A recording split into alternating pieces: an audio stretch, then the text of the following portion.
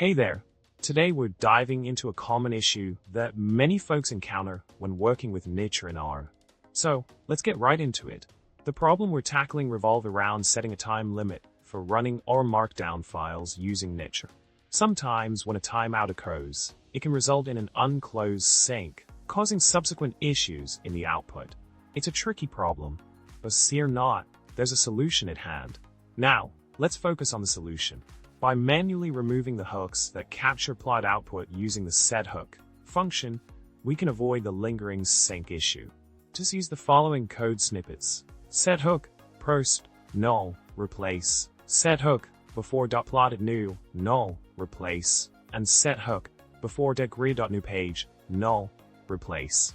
These lines of code help clean up any leftover hooks, ensuring a smoother experience. To wrap things up, it's essential to stay on top of potential pitfalls when working with knitr in R.